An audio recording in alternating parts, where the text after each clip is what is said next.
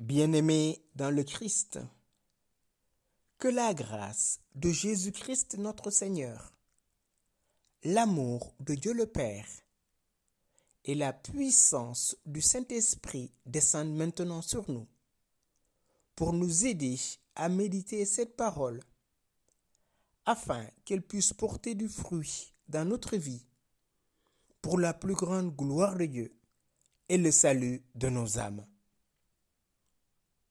En ce 22e dimanche du temps ordinaire, j'aimerais méditer avec vous l'évangile de Jésus-Christ selon Saint Marc, au chapitre 7, du verset 1 au verset 8, du verset 14-15 et du verset 21 au verset 23.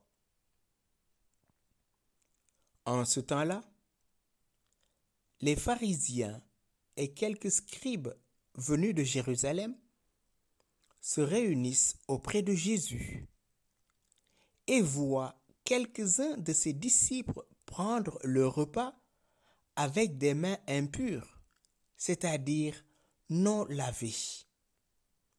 Les pharisiens, en effet, comme tous les juifs, se lavent toujours soigneusement les mains avant de manger, par attachement à la tradition des anciens.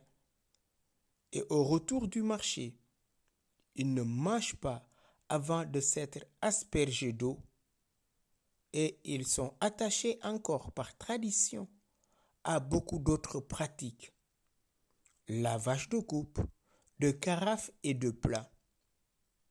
Alors les pharisiens et les scribes demandèrent à Jésus, « Pourquoi tes disciples ne suivent-ils pas la tradition des anciens? Ils prennent le repas avec des mains impures. » Jésus leur répondit, « Isaïe a bien prophétisé à votre sujet, hypocrite, ainsi qu'il est écrit. Ce peuple m'honore des lèvres, mais son cœur est loin de moi. C'est en vain qu'ils me rendent un culte. Les doctrines qu'ils enseignent ne sont que des préceptes humains.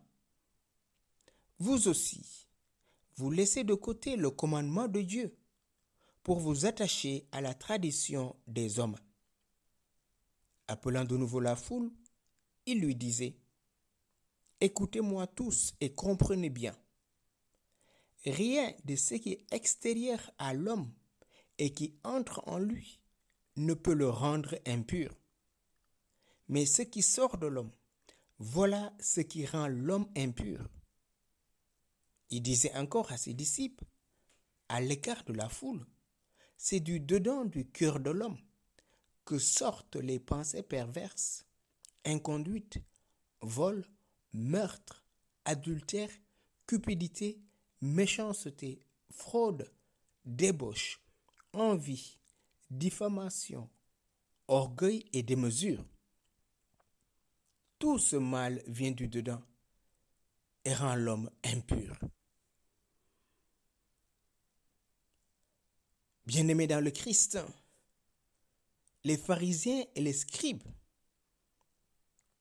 ont constaté que les disciples de Jésus mangent sans se laver les mains, ce qui est impur. Peut-être pour nous, cela peut nous paraître étrange. Les pharisiens, en effet, comme tous les juifs, se lavent toujours soigneusement les mains avant de manger, par attachement à la tradition des anciens. Et au retour du marché, ils ne mangent pas avant de s'être aspergés d'eau. Et ils sont attachés encore par tradition à beaucoup d'autres pratiques, lavage de coupe, de carafe et de plats, comme nous le fait remarquer Saint Marc. Cela était une tradition. Or, le mot tradition ici n'est pas péjoratif.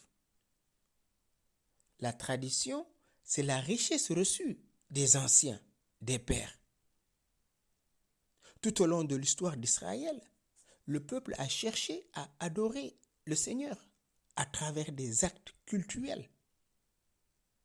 Et tout se transmettait sous la forme de préceptes qui régissaient les plus petits détails de la vie quotidienne. On comprend bien sûr la position des pharisiens et des scribes. Mais eux, Jésus nous surprend en leur taxant d'hypocrites. Hypocrites. Pourquoi? Parce que les pharisiens étaient les détenteurs de la loi.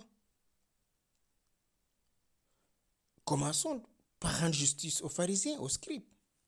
Quand on s'impose à soi-même toute une discipline très stricte par fidélité à sa religion, on ne peut pas comprendre ceux qui n'en font pas autant. Ils sont garants de la loi. S'ils voient d'autres qui ne respectent pas la loi, on peut comprendre leur attitude.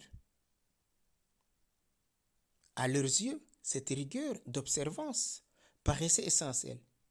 Il s'agissait de préserver l'identité juive. Le peuple élu concevait son élection comme une mise à part et donc tout contact avec des païens ou des objets touchés par des païens rendait impur, c'est-à-dire inapte à célébrer le culte, inapte à vivre dignement au quotidien en présence de Dieu. Voilà, frères et sœurs, l'attitude des pharisiens et leur colère. Pourquoi tes disciples ne suivent-ils pas la tradition des anciens? Parce qu'ils prennent le repas sans se laver les mains. Ce qui est surprenant, c'est la réaction de Jésus hypocrite. Oui, frères et sœurs, cette sévérité laisse entendre qu'il y a un problème de fond. Jésus cite le prophète Isaïe. Isaïe a bien prophétisé à votre sujet, hypocrite, ainsi qu'il est écrit. Ce peuple m'honore des lèvres, mais son cœur est loin de moi. C'est en vain qu'ils me rendent un culte. Les doctrines qu'ils enseignent ne sont que des préceptes humains. Isaïe 29, verset 13. Jésus commande la parole d'Isaïe. Vous laissez de côté le commandement de Dieu pour vous attacher à la tradition des hommes. Quel est donc ce commandement de Dieu que les pharisiens et les scribes bafouent sans le savoir?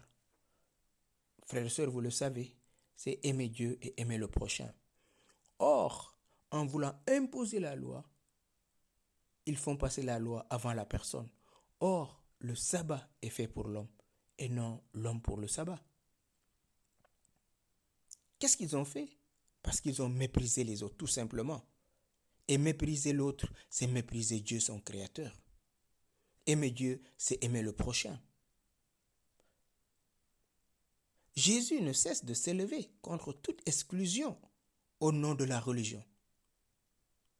C'est ça qui est derrière. C'est mal comprendre la loi que de croire qu'il faut être séparé des autres hommes pour s'approcher de Dieu. On est les meilleurs. Nous suivons à la lettre notre religion. Et ceux qui ne sont pas de cette religion sont exclus de la communion avec Dieu. Quelle bêtise, frères et sœurs. Tout homme qui prétend cela, religieux qu'il soit, est à côté de la plaque. Dieu n'est pas dans l'exclusion. Exclure une personne, c'est exclure Dieu. Rejeter une personne, c'est rejeter Dieu. Aimer une personne, c'est se tourner vers Dieu. Si ma religion est une religion qui fait la sélection, nous ne sommes plus de Dieu. Servir le Dieu saint, le Dieu de pardon, le Dieu de miséricorde, voilà ce qui est intéressant. Voilà le culte qui est agréé par Dieu. Ce ne sont pas les sacrifices, les holocaustes, mais c'est la miséricorde que je veux, dit le Seigneur. Pour aller plus loin, frères et sœurs, Jésus entame une leçon sur la pureté. Dans cette seconde partie de l'évangile, la pureté, c'est l'aptitude à se rapprocher de Dieu. Or, Dieu est amour et pardon. Dieu est lent à la colère, riche en miséricorde. Frères et sœurs, la véritable pureté est donc une disposition du cœur. C'est la miséricorde. L'impureté que Jésus reproche aux pharisiens, aux scribes, c'est leur endurcissement de cœur.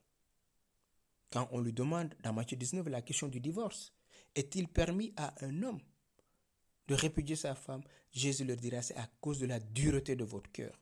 Mais au commencement, il n'en était pas ainsi. ce qui sort de l'homme, frères et sœurs, voilà ce qui rend l'homme impur. Ce qui sort de l'homme, c'est-à-dire ce qui sort du dedans de son cœur. C'est de là que sortent les pensées perverses, inconduite, vol, meurtre, adultère, cupidité, méchanceté, fraude, débauche, envie, diffamation, orgueil et démesure. Tout ce mal vient du dedans et rend l'homme impur. Rend l'homme inapte. Parce que le Seigneur nous le rappelle très bien dans l'évangile de Matthieu et de Marc. Si tu présentes ton offrande et tu te rappelles que tu as quelque chose contre ton frère, va te réconcilier avec lui.